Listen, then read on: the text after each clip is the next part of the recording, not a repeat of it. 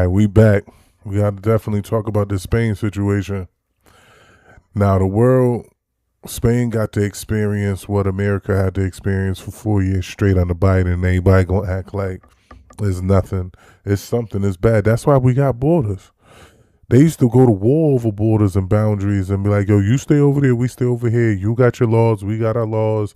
And that's how it is. You can't just have people just running all over the earth doing whatever they want to do. It's not fair. It's different cultures.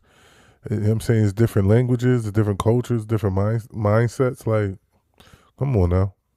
Well, after tens of thousands of migrants reportedly breached the front of Spain's North African enclave over the course of just 2 days last week, the president says it is the result of liberal laws and gives a warning for the U.S. Let's bring in Democratic strategist James Carville. President Trump, obviously, James, has sounded off on this. You know, I talked to him on Friday when we were looking at those images, and he said, it's terrible. Remember that picture. That's going to be us in 3 years if the wrong side gets in. He was referring to Democrats winning elections, and he said, if the Democrats win. The Democrats already did it. Like, so don't act like what he's saying is wrong. The Democrats have already did it. We went through it 4 years under Biden, under the Democrats. They opened the border. It was caravans coming up, and now we got 20 million immigrants that the Democrats are trying to house and take care of and act like, oh, it's the affordability. The affordability is messed up because y'all spending all the money on people that don't supposed to be here, giving them houses, giving them clothes. That's why cost of living went up, because of the open border policy. They do it on purpose. They like, we're going to cause the problem and then turn around and act like, oh, Trump ain't fixed the problem that we solved. I mean, we caused, but if you put us back in power, then we'll fix the problem that we caused on purpose. You won't live a very good life. Obviously, this surge was so huge, James, that Spain had to put up a floating border wall to try to stem the tide, so to speak, and Italy cut off or temporarily suspended their border agreement because it was such a big problem. Do you think the president is right with this warning, as the Democratic Socialists are trying to, you know, campaign on doing the same thing, abolishing borders and granting mass amnesty? So look, Spain is a successful country. They just won the World Cup. They're doing a lot of things. They're totally capable of handling their own problem. Trump is 32% in America, so now he's going to Spain. If I was under a third in my own country, I'd go to Spain too. Who knows where he's not even answering the question. What is he talking about? You can't say what Trump said is not true when the Democrats already did it, and the DSA is talking about doing it again. They're literally talking about abolishing borders and abolishing ICE. Like, what is this? Like, they. So what if Trump is unpopular? Open borders are way more unpopular. going after that? That's a Spanish problem. That's not a. We got enough problems right here on our own terra firm in these United States. But that the Democrats I don't cause. blame them. I'd go to Spain too. No one likes him here. I mean, I hear your defense there, but it is reminiscent of all of those images we saw under the Biden administration of, you know, similar throngs of migrants flooding the border. Well, they were flooding our border. They were not flooding the Spanish border. It's a difference between the border of the United States and the Spanish border. By the way, there's a whole ocean that separates us. But again, when you're down to where you are, now you're going to throw Spain in the mix. I mean, stop and think about it for a second. And the truth about it is, immigration under the last year of the Biden administration was pretty tame. They did make some mistakes early, and we all saw those visuals, and those are visuals coming to our border, and people reacted negative to it. It was not tamed. It was a wide open border for 4 years straight. He's lying. We all seen it. Don't forget. Don't have these people tell you something that your eyes seen it. Your eyes ain't lying.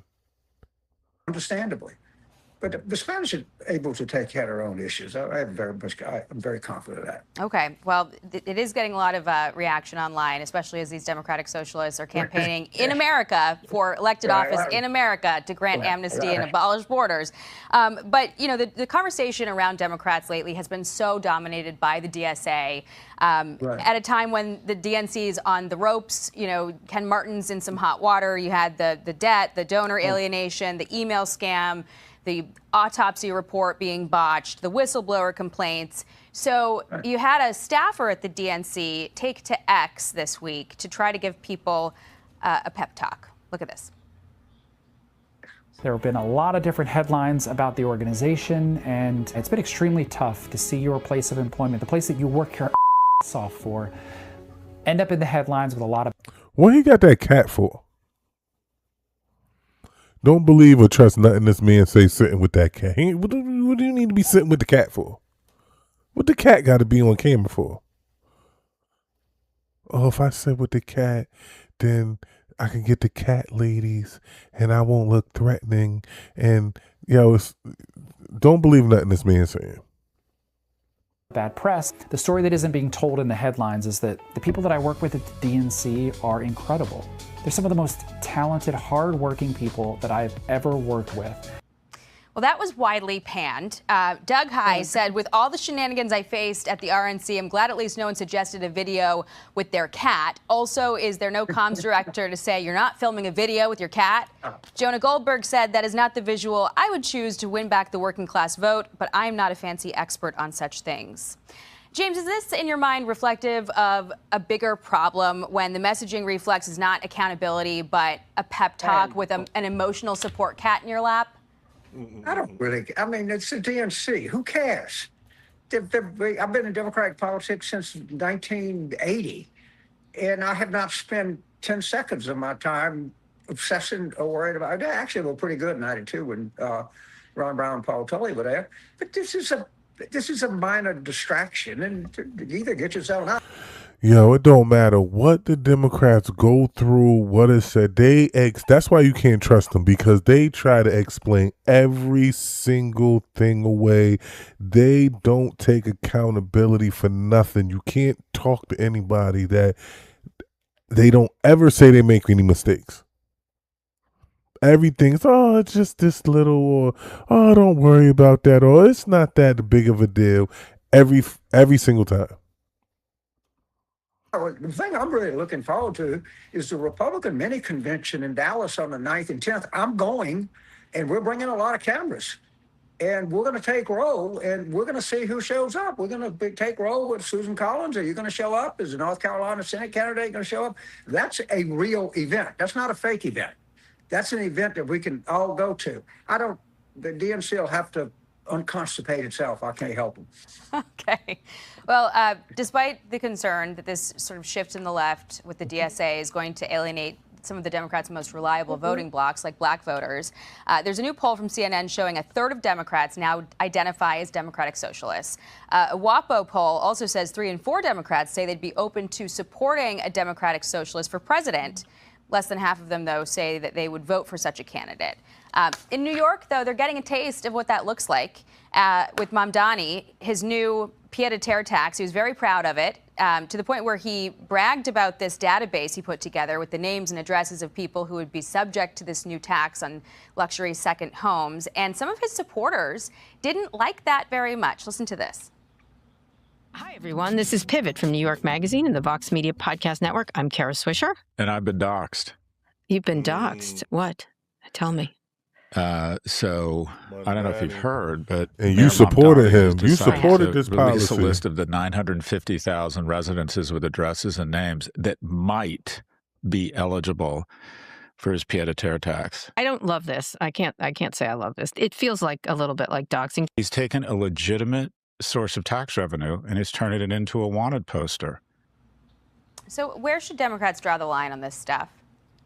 Whatever Scott Galloway says, I'll believe it. I think that he's one of the smartest, most cogent, brilliant analysts there is. And I'm not sure what to understand what Mamdani is doing, but to talk about the larger Democratic Party post the election in Michigan going forward.